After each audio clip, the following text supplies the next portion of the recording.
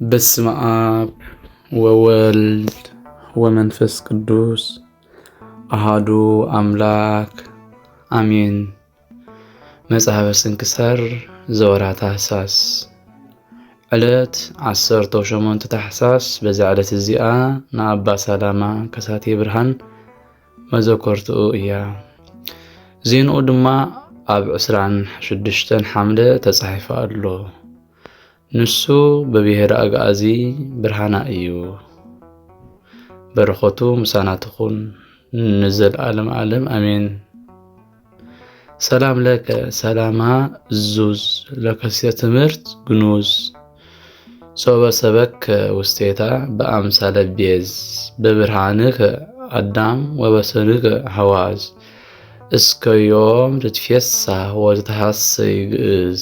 ሰላም ንዓኻ ሰላማ እዙዝ ንምግላጽ ትምህርቲ ግኑዝ ቁሩብ ናብኣ ምስ ተቐልቀልካ ብኣምሳል ፀሓይ ቤዝ ብብርሃንካ ድሙቕ ብግብርኻ ሐዋዝ ጥዑም ክሳብ ሎሚ ትሕጐስ ትድሰት እውን ግእዝ ብሔረ አግዓዚ። ከምኡውን በዛ ዕለት እዚኣ ንቅዱስን ክቡርን ዓብዪ ሐዋርያ ቲቶ ረድእ ሐዋርያ ጳውሎስ ምግዓት ስጉኡ ኾነ።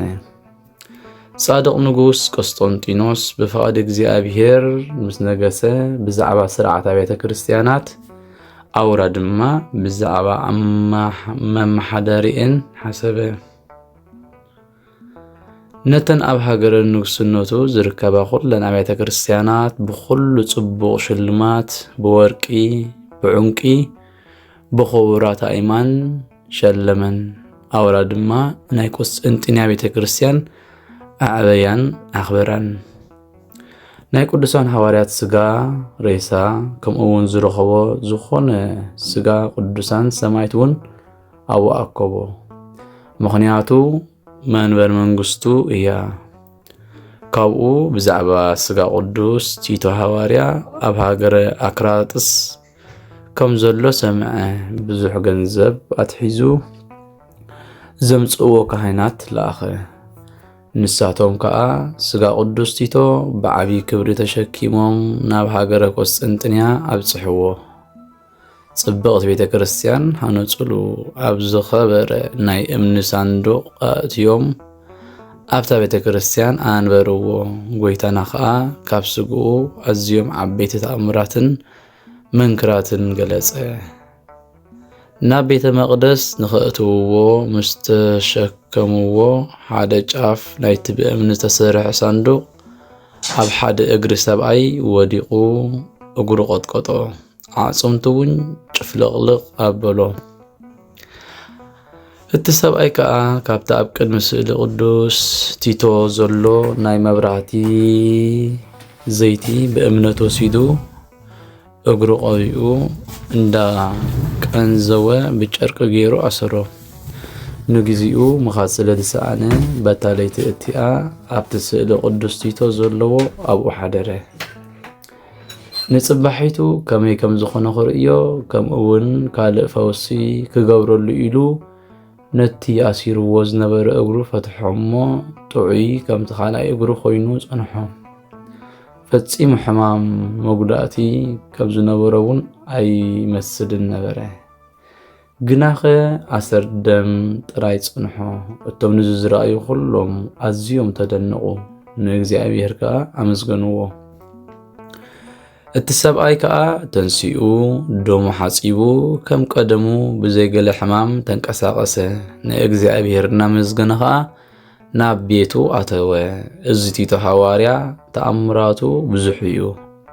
በረኸቱ ምሳና ይኹን ንዘለዓለም ዓለም አሜን። ሰላም እብ ለፍልሰተ ስጋሁ በዘምሮ ለረዳ ጳውሎስ ቲቶ እግዚአብሔር ዘአፍቅሮ ሳጽኖ ስጋሁ ዘእብን አመልእሲ ሰበሮ ረከበ ፈውሰ ወጢና ከመ መንፈስ ቅዱስ እምከሮ እምቅባ ማይቶት ዘገጽ ስእሉ ሰበቀ ባግሮ። ሰላም እብ ንምግዓት ስጉኡ ብዘምሮ ንረድእ ጳውሎስ ቲቶ እግዚአብሔር ዘፍቅሮ ሳንዱቕ ስጉኡ ናይ እምኒ ንሰብኣይ ምስ ሰበሮ ፈውስን ጥዕናን ረኸበ መንፈስ ቅዱስ ከም ዘመከሮ ካብ ዘይቲ መብራህቲ ናይ ቅድሚ ስእሉ ምስ ቀበአ እግሮ በዛ ዕለት እዚኣ ንኣርቃላን ሰማይት ዝኾኑ ፊሊሞን ቀሲስን ዕረፍቶም እያ በረኸቶም ምሳና ይኹን ንዘለዓለም ዓለም ኣሜን ሰላም ለክሙ ኣርቃላ ሰማይት ወፊሊሞና ባህታዊ ሰናየ ክህነት ኣጋእስቲየ ምልሁኒ ፍኖተ ህይወት ዘያነሳአኒ ከመሰራቂ በግብት ነሳየ ኩሉ ቅድመ ይምጻእ ሞት ሰላም ንዓኹም ኣርቃላ ሰማይት ፊሊሞና እውን ባህታዊ በዓል ጽቡቕ ክህነት ጎይተተይ ምልሑኒ መንገዲ ህይወት ከም ሰራቂ ዝወስደኒ በሃንደበት እትንኹሉ ዝወስድ ቅድሚ ምጽኡ ንሞት በዛ ዕለት እዚኣ መዘከርታ ፊርክዮስ ዲልክዮን በሳንቅስ ኣውናስን ብጸሎት ሰማዕታት ከምኡውን ቶማስ ሃዋርያ ምግዓዝ ስጉእ እዩ ካብ ናይ ቅዱስ ቶማስ ሃዋርያ አስከሬን ቁጽሪ ዘይብሎም ተኣምራትን መንከራትን ምስተረኣዩ ኣብ ማእኸል ባሕሪ ኣብ ንእሽቶ ወደብ ጽብቕቲ ቤተ ክርስቲያን ሃነጹሉ ናይ ኩሎም ቅዱሳን በረኸት ምሳና ይኹን ንዘለዓለም ዓለም ኣሜን ዘቕረብክዎ ማህሌት ኣዘኻኺራ ኢላፍ ካብቶም ኣዘውቲሮም ዘገልግሉኻ ኩሉ ግዜ ብዘይ ምዕራፍ እንዳኸንብብ ተቐበል ናይ ዝኽነተይ መጽሓፍ ዝገበርካ ጎይታ ናይታ መበለት መባእ ውቁፍ ካብ ዘእተውዋ ሃብታማት ናይ ሃብቶም ተረፍ ቅዱሳን ነቢያት ሃዋርያት እውን ሰባኽያን ሰማዕታት ምጻድቃን ደናግል ከዓ መነኮሳት እውን ሄራን ባርኾት ባርኹ ማሕበር ቅድስት ቤተ ክርስቲያን ካብ ዝዓበየ